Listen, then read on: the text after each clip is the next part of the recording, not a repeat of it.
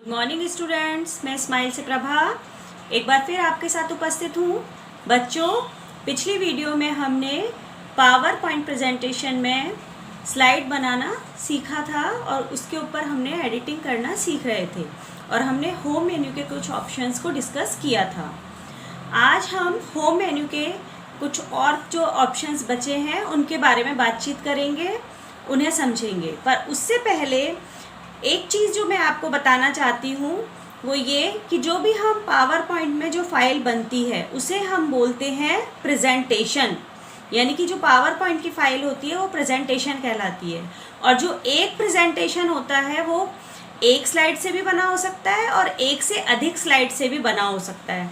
यानी कि फाइल के जो पार्ट होते हैं वो आपकी स्लाइड होती है और जो पूरी फाइल कहलाती है वो प्रेजेंटेशन कहलाती है। जब हम ऑफिस बटन में जाते हैं और न्यू पर क्लिक करते हैं तो यहाँ आपको ब्लैंक प्रेजेंटेशन दिखाई देता है जिसे हम क्रिएट करते हैं। यानी कि यहाँ पर आपकी एक न्यू प्रेजेंटेशन ओपन हुई है जिस पे हमें काम करना है। जब हम इसके अंदर हमें स्लाइड्स बनानी है तो हम स्लाइड ऑप्शन के न्यू स्लाइड ऑप्शन से क्लिक करेंगे तो हमारे पास ये नई स्लाइड आ गई, जो देखो यहाँ पर आपको दिखाई दे रही है। इसी तरीके से मैं एक और स्लाइड इसमें ऐड करती हूँ। ये अब आप ये वाली ले लीजिए तो यहाँ पर ये आ गई। इस तरीके से मतलब एक प्रेजेंटेशन के अंदर कई स्लाइड्स होती हैं, 1 2 3। यहाँ हमने 3 स्लाइड एक प्रेजेंटेशन में बनाई है या इनको हम बनाना चाहते हैं तो हमने इसको स्लाइड से ओपन किया है, जबकि प्रेजेंटेशन को हम ऑफिस बटन से ओपन करते हैं। और प्रेजेंटेशन जो न्यू फाइल प्रेजेंटेशन के लिए खोली जाती है उसकी कमांड है Ctrl+N, जबकि हम जो नई स्लाइड खोलते हैं उसकी कमांड होती है Ctrl+M। अब जैसे मान लो ये हमने यहाँ स्लाइड खोली है, इसे हम डिलीट करना चाहते हैं तो स्लाइड बटन में जाकर डिलीट पर क्लिक किया, इसको डिलीट करना है, ये किया हमने। अब हमारे पास ये जो हमने प्रेजेंटेशन खोला था ये है। अब हम इस स्लाइड में हम काम करेंगे उससे और हम कुछ ऑप्शंस जैसे कि होम मेन्यू के ऑप्शन, क्लिपबोर्ड और पैराग्राफ के बारे में बातचीत करेंगे या समझेंगे। जैसे यहाँ हमने क्लिक ऐड टू टाइटल पे हमने डाला पॉल्यूशन, हमने लिखा टाइटल, डाला हमने पॉल्यूशन। अब इसके बाद हमने इसका फॉन्ट साइज चेंज किया, यहाँ से बढ़ाया हमने, या आप फॉन्ट साइज कर सकते हैं, ये बढ़ गया। इसका आपने इसको कलर इसे देना चाहते हैं, कोई सा भी कलर आप सेलेक्ट कर सकते हैं, ये किया। हमें इसको स्पेस ऊपर लेके जाना है तो हम इसको इस तरीके से ड्रैग करके ऊपर ले जाएंगे, ये हमारा सेट हो गया। अब हम इसमें हमने बोल्ड इफेक्ट देना चाहते हैं या इटैलिक देना चाहते हैं, जो भी हम करना चाहते हैं वो हम इससे इटैलिक आ गया।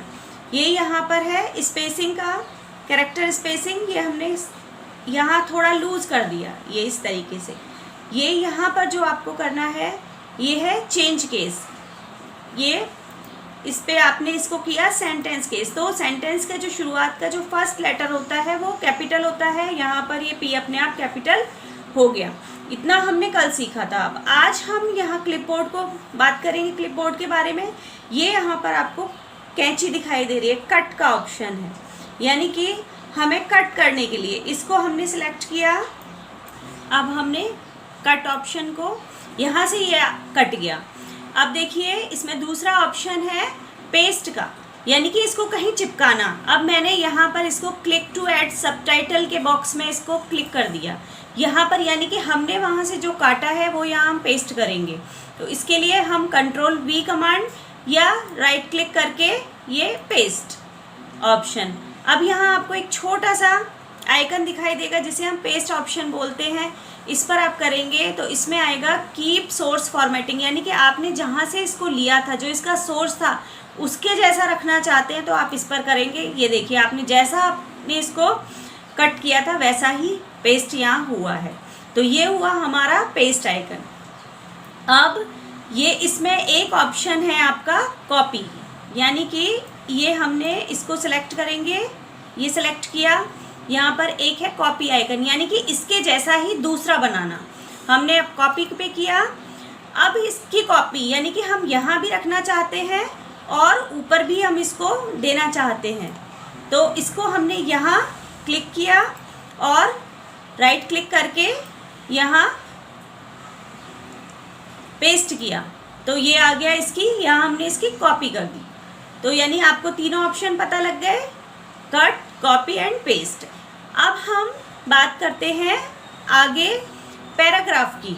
मान लीजिए हमने यहाँ तक इसको तैयार कर लिया, इसको हम डिलीट कर देते हैं। ये हमने डिलीट कर दिया, हमने यहाँ तक अपना हेडिंग डाल लिया स्लाइड का। अब यहाँ पर हमें सबटाइटल के अंदर कुछ टाइप करना है, तो मैंने वर्ड में एक फाइल से सेलेक्ट किया हुआ है, ये हमने इतना सब टाइटल मुझे देना है यहाँ पर, इसको मैंने सेलेक्ट किया, यहाँ से कॉपी किया और यहाँ पेस्ट कर दिया इस तरीके से। ये पेस्ट हो गया। अब आपने देखा यहाँ पर ये बीच में आया है, उसका रीज़न ये है कि यहाँ जो इसका अलाइनमेंट है टेक्स्ट का, वो सेंटर अलाइनमेंट है, यानी कि इसलिए ये बीच में आया। अब मैं इसका अलाइनमेंट चेंज करना चाहती हूँ, तो मैं अगर ये मैंने किया तो ये हो गया लेफ़्ट अलाइनमेंट, यानी कि हमारा जो टेक्स्ट है वो लेफ़्ट से शुरू होगा। इसी तरीके से मैं यहाँ देना चाहती हूँ राइट, तो मैंने इसको राइट किया, पर मैंने वापस इसको सेंटर अलाइनमेंट करना है, ये कर दिया। अब इसके बाद हम ऑप्शंस देखते हैं।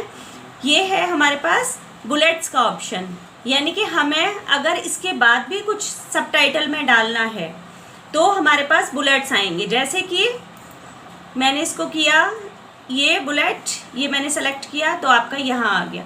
अब इसके बाद मुझे कुछ और टाइप करना है, तो ये यहाँ पर ये देखिए इस तरीके से ये अपने आप बुलेट्स आ रहे हैं। फिर मैंने इसके बाद कुछ और किया, फिर ये देखिए ये बुलेट्स आ गए इस तरीके से।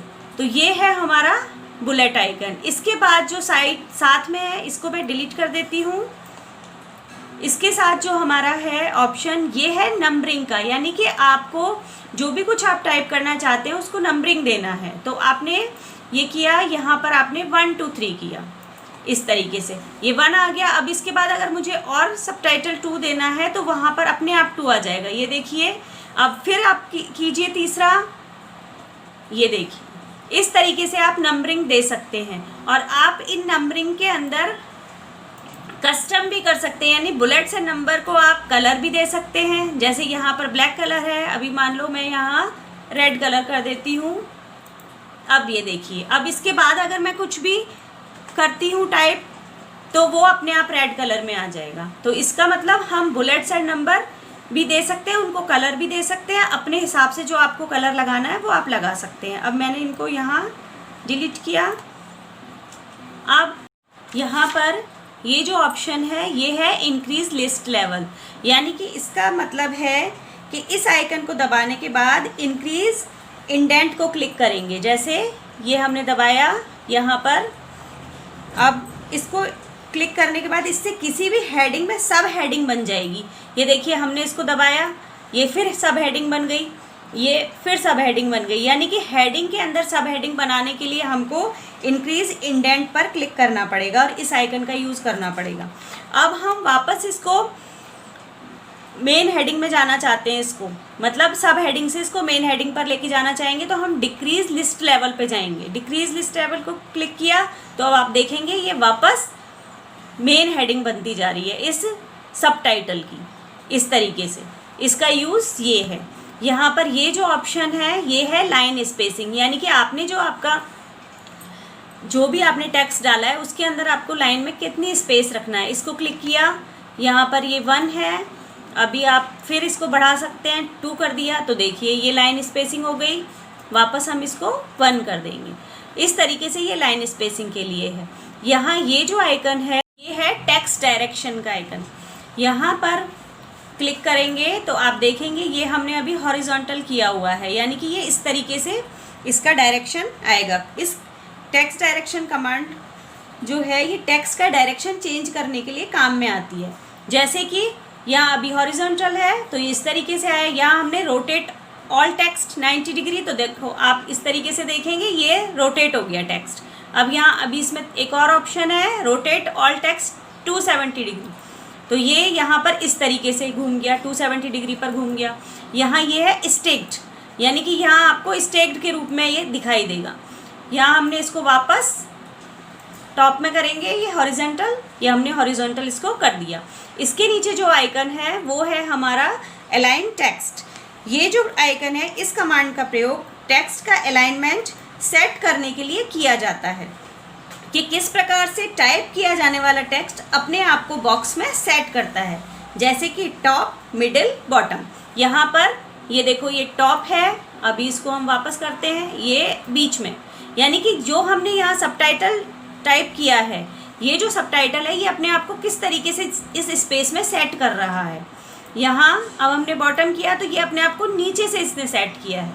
इस कमांड का उपयोग ये है अलाइन टेक्स्ट। जो इसके नीचे ये है इस तरीके से, ये जो हमारी कमांड है ये है convert to smart art graphic, यानी कि ये जो कमांड है इसका उपयोग किसी भी टेक्स्ट को स्मार्ट आर्ट ग्राफिक के द्वारा और अधिक प्रभावशाली बनाने में प्रयोग किया जाता है। यह जैसे कि किसी ऑर्गेनाइजेशन चार्ट आदि बनाने के लिए किया जाता है। मान लो हम इसमें से कुछ सेलेक्ट करें तो ये इस तरीके से, ये इस तरीके से, ये हमारी इस आज हमने जो सीखा वो क्लिपबोर्ड पार्ट सीखा इसका और पैराग्राफ पार्ट सीखा।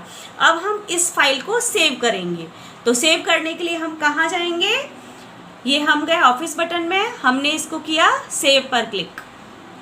यहाँ हमने किसी भी नाम से इसको हमने किया,